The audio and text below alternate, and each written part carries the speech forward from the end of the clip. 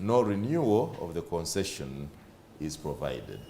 I guess this morning, Ms. Tozama Gangi, the Managing Director of Eskom Uganda. Do we have Eskom Uganda or Eskom Holdings? Which is which? There is Eskom Holdings, and Eskom Uganda is a subsidiary of Eskom Enterprises, which is the investment arm of Eskom Holdings Limited. Wonderful. Welcome to Baba Television. Thank you. We are great to have you. You know, we treat you as a, we call it home girl. Because for us who come from Jinja, we think Eskom is ours because we are the horse, it's our baby. So welcome home. Thank you. As the first time person interacting with you, I would want to understand what is Eskom. Eskom, especially Eskom is a South African company based in Johannesburg, which is vertically integrated, that generates electricity, transmits it, and distributes it, supplying 95% of the electricity in South Africa. 95? Yes. And Eskom Uganda is a subsidiary of Eskom Enterprises. Eskom Enterprises, which is the investment arm of Eskom Holdings Limited. Oh. So you do the three: you generate, you transmit, and distribute. Have you done that in Uganda? No, in Uganda we're more concentrated on the generation part. As you may be aware that the government in the early 2000s took a decision within Uganda to unbundle the electricity, the Uganda Electricity Board. And it was unbundled into three agencies, yes, which is Uganda Electricity Generation Company, Uganda Electricity Transmission Company, and Uganda Electricity Distribution Company. The Uganda Electricity Generation Company was concessioned to Eskom Uganda for a period of 20 years. To operate and maintain the two power plants in Jinja, that is Nalubaale and Kiira power station, for a period of 20 years, then after to revert them to the government of Uganda, which is what we have done in the past 20 years. So it's, should I say it's government that limited you to one duty, you'd have done the other, but here you are limited to only ours was to make good of the contract, because the contract was very clear. It was for a period of 20 years. 20 years, yes. And the aim was to ensure that at the end of the 20 years, we should be in a position to hand over to the government of Uganda, and the government of Uganda will be able to operate those plants themselves sustainable to the future, which I think we have successfully done it, because we had ensured that there is capacity that is built, so that at the end of the 20-year journey, there will be Ugandans who will be capable to operate and maintain the two power plants. Has the investment environment in Uganda been conducive for you to do that? And have you achieved the objectives of yes, this concession? The investment environment has been conducive, in the sense that the government has created a lot of agencies to support us that have ensured that we comply to all what is required in Uganda. To name the agencies, firstly, I will name Uganda Electricity Generation Company Limited. That is the agency that we had the concession with, that is 20 years, which was mostly ensuring that it provides oversight to our operations. And we have worked well with UEGCL over the 20 years.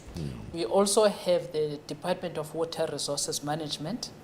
That was giving us the water allocation of how much water we can extract from the lake to generate electricity. We also have the Electricity Regulatory Authority that approved our generation license, that also enabled us and ensured that all our operational costs, our investments that we need to do the plant are approved. And then we have the Electricity Transmission Company, who was the bulk buyer of all the electricity that we generated. We supplied it directly to UETCL. So those are some of the agencies that we have worked with, and we also had NEMA, that provided us with the environmental licenses that we need because we're working in a sensitive ecosystem. That are some of the agencies that I can name now that we've been working with. Let us look at your 100, because you did not construct these new power stations, they were given to you. Yes. Your duty was to revamp them or improve them.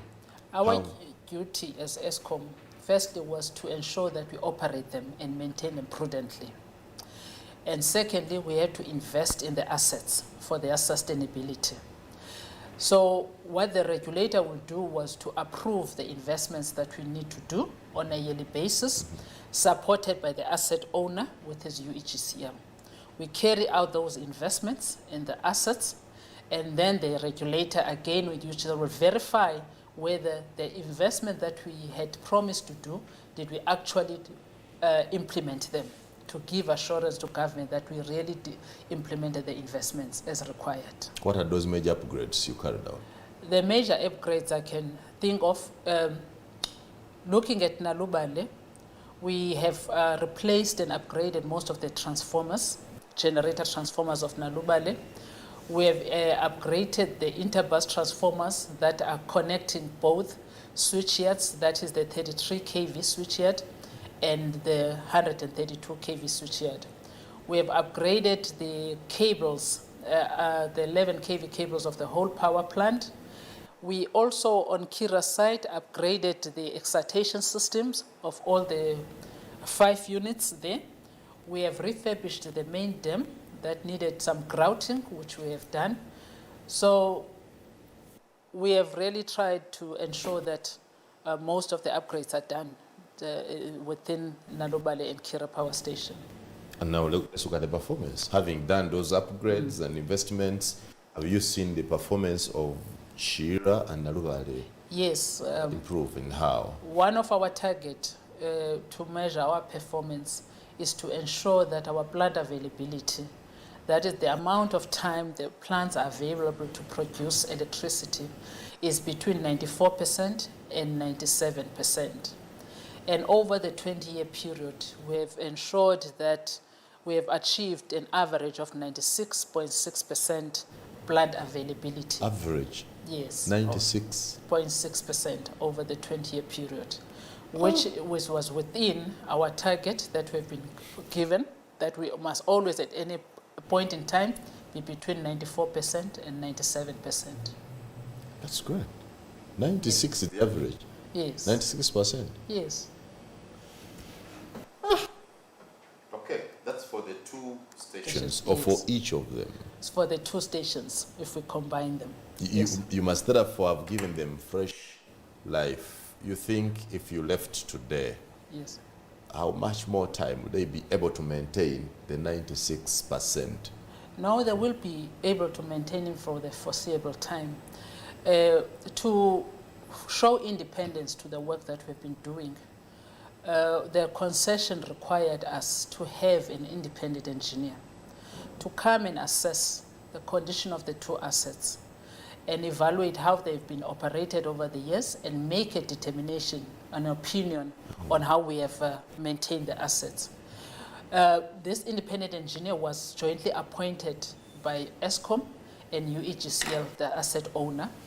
They evaluated the 2 power plants in terms of their condition, evaluate the performance over the 20-year period, and they've concluded that Eskom has operated Nalubaale and Kiira as what was required from a prudent operator.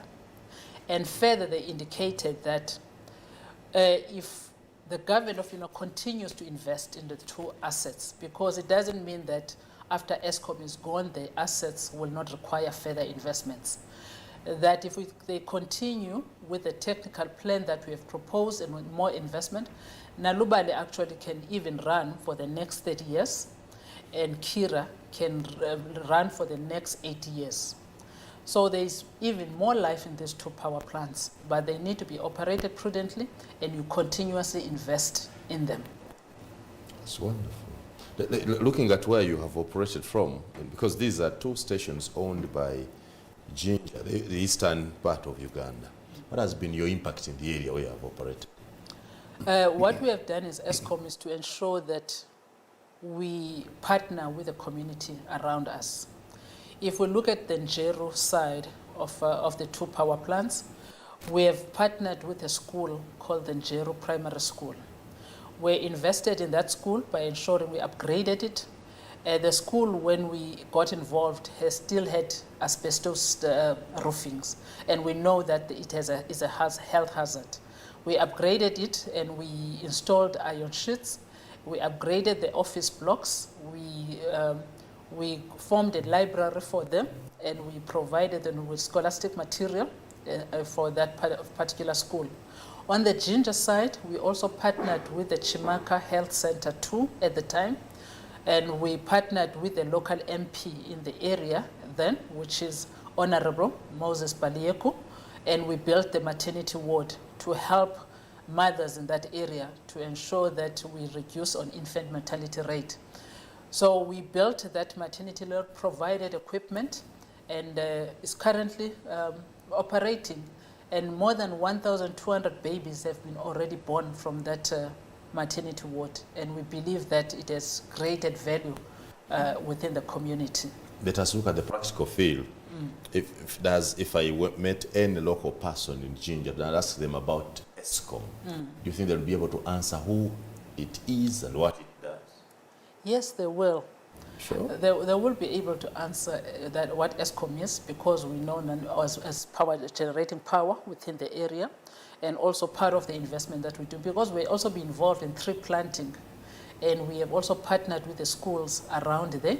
One of the schools I can mention is the school Wanyange Girls, which we have planted about 10,000 trees with the school, and the school is currently nurturing those trees to ensure that they grow.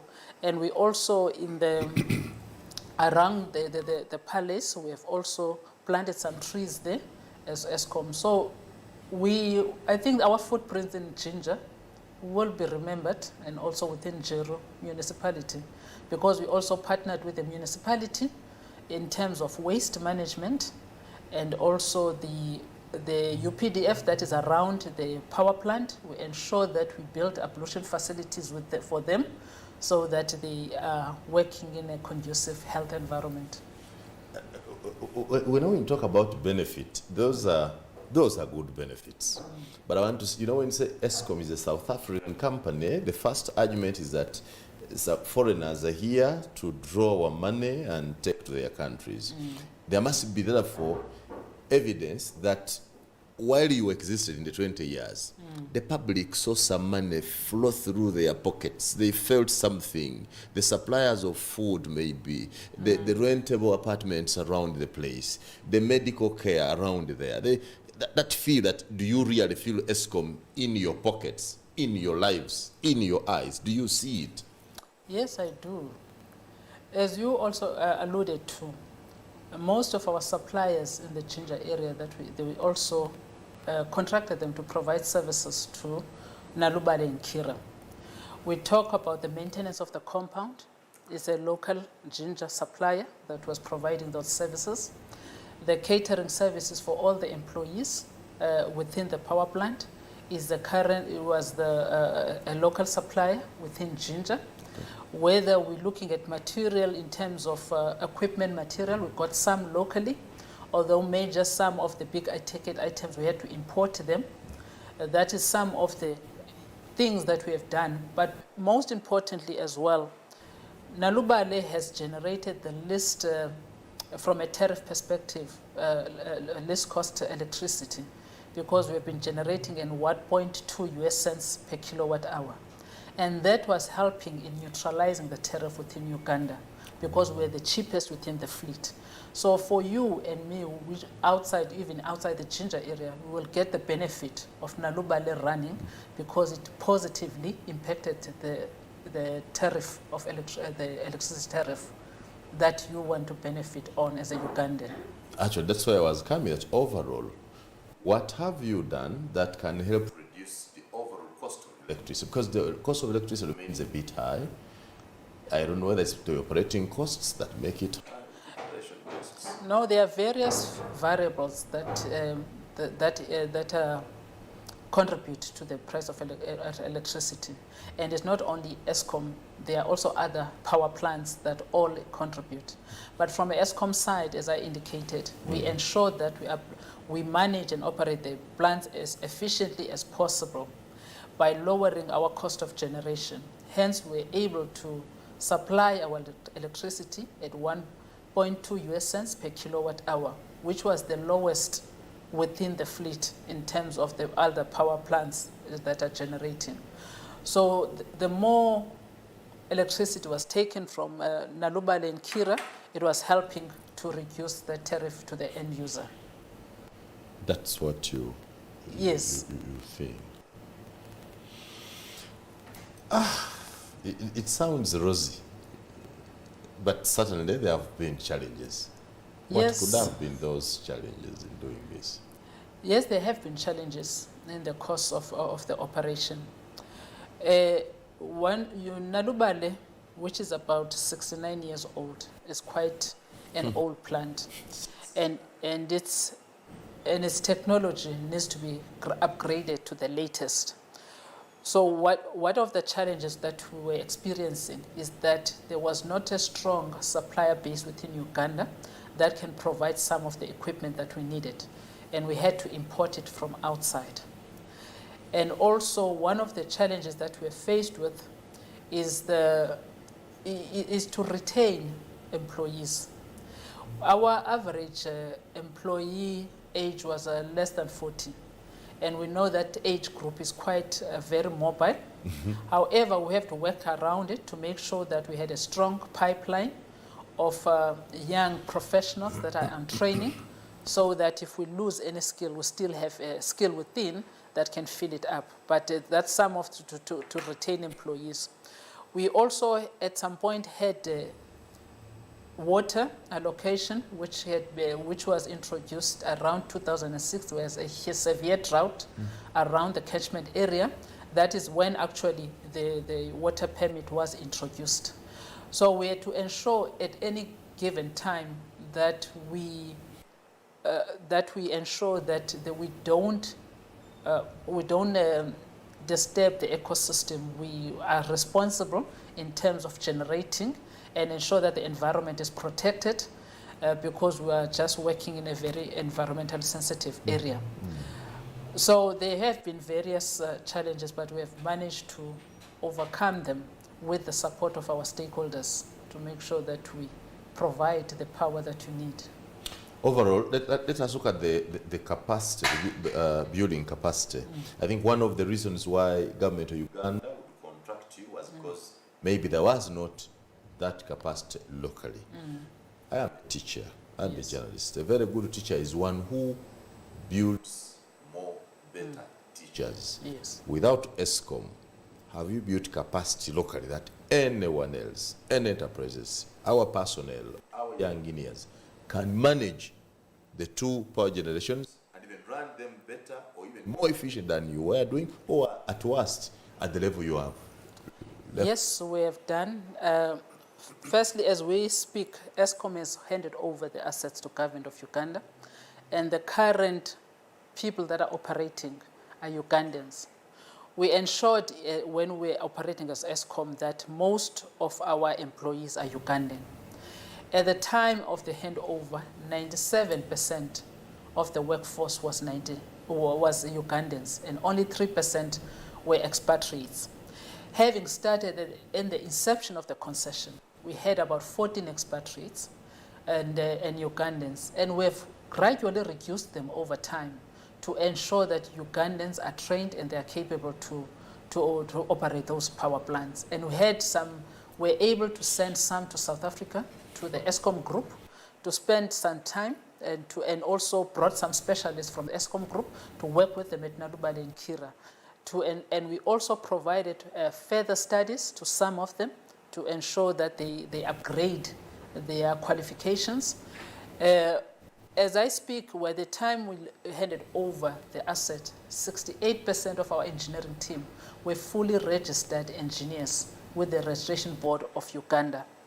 I remember when I started in 2015, there was only one registered engineer at the time, and it was only the technical director.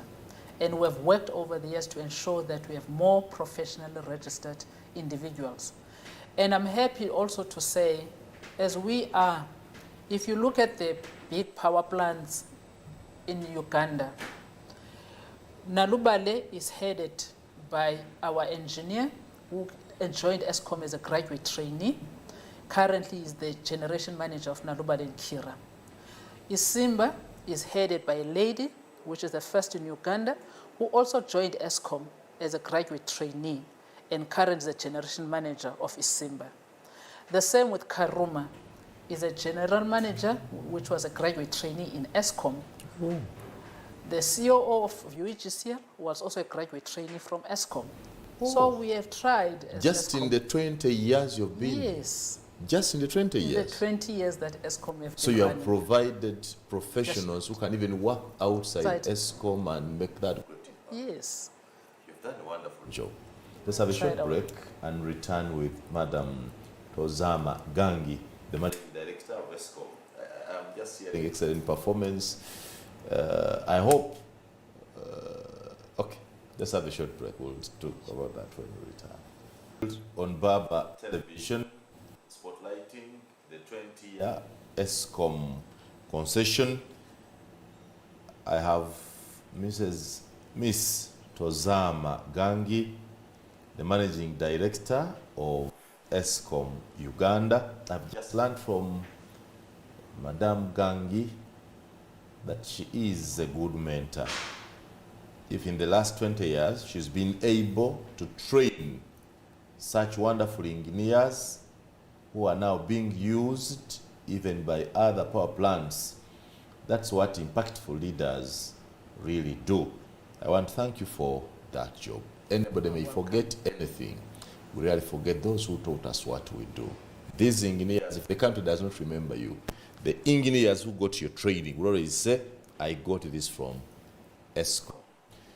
My worry is, I hope that you have done a good job, laid a foundation that's well grounded, that tomorrow when you're in your bag, you don't read papers to say, Nalubaale and Kiira Dam collapse. And then you say, oh, this baby I raised, maybe I never taught the baby how to walk or so. It will be sad to you as a teacher. It will. So how have you ensured that past Eskom, the two stations remain efficiently managed and impact the overall energy sector in our country? Yes, I'm confident that the current young engineers, firstly, they are very passionate in what they are doing. And I think we have instilled the right values that they need to have a good work ethic, to ensure that they do the right thing, even if no one is watching. And I believe if they continue in the trend and the excellence that they've been doing while they're under my leadership, they will still be able to produce produce good results.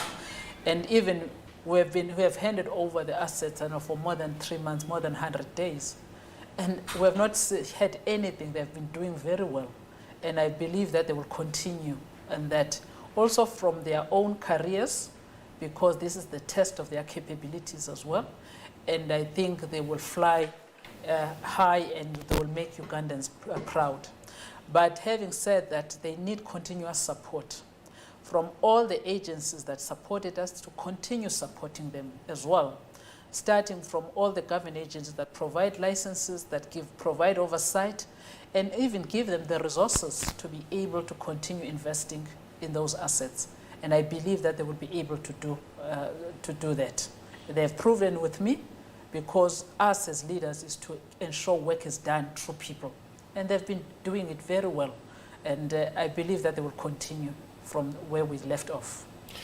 How, over the past 20 years, how have the forces of demand and supply for electricity in our country changed? And how have you responded to this change? Because I know for sure that the number of electricity users you found when you came 20 years ago has actually gone up or down. you'll tell me, but I certainly believe there has been changes in the sector. How have you responded to this? When we started the concession in the early 2000s, Nalubaale and Kiira were the major generators of electricity within the country. You will remember at that time also Kiira was partly commissioned, that is the first 3 units, and the other 2 were still under construction. Bujagali was also under construction, and the main source of generation was from Nalubaale and part of Kiira. And most of the electricity in Uganda were from those plants where about more than 90% was coming from. Also, at that particular time, there was no restrictions of how much water you can extract from the lake. In 2006, because we started operations in 2003, 2006, there was a huge drought. Now they had to preserve the lake levels and the water levels. Then DWRM, that is the Department of Water Resources Management, introduced the water permit, which now gave us how much we can abstract from the lake. Now all what we had to produce must be within what the water permit water available to you. Available to you. Now by the time we handed over, Eskom was producing about 30% from the 90 that started with, because there were also new power plants that came on board. Nalubaale, the small hydros on the west, the cogeneration plants, the Isimbas that came on board around 2019. So our market share reduced later when the plants came on board. But that was our outlook in terms of how much we are generating over the years. That's, so you really believe that you sustainably held the demand for electricity here? I believe around the early 2000s when you came in, we even had issues of load shedding. I think that's the time we had. Yes, there was load shedding all over. We had actually started having electricity on schedule. If you have it on Wednesday, you lose it on Thursday for another town to have, like that. I hope you have checked out all that. No, we have ensured that there is no load shedding as we speak. And that was our role, that we come and stabilize and make sure that those 2 power plants are available to reduce on the load shedding. And also with the other power plants coming on board, we're able to ensure that there's no load shedding in Uganda. I hope going forward, you have provided in your relationship with Uganda, the government of Uganda, an avenue to continue giving support in the background. I wouldn't want to see you call this daughter and say, my son, my daughter, you're now mature enough, please go, never come back home, you have lost everything, please go away. I believe, I don't know whether it's provided in the contract or not, there must be an avenue for you to provide background support to Eskom, either for the next 5 years or so, to Nalubaale, in the background, if you're not the major person running it, but to give additional support. Is that available? Currently, there is no contract that we have of providing support, but we have assured the government of Uganda that Eskom is always available to provide support whenever it is required, because we believe that success of Uganda is not only for Uganda only, it's also for the success of the whole continent. Because one of the drivers also why we bidded for the job in Uganda was our chairman at the time, when he was looking at the whole African map. What we would see was that there was electricity at the southern part of Africa, there was electricity at the northern part of Africa, and the bulk of the continent was dark. And the vision was that the whole continent need to be electrified. The whole continent need to have electricity. That is when then Eskom made available its resources and to show how to support other African countries to ensure that also they have stable power supply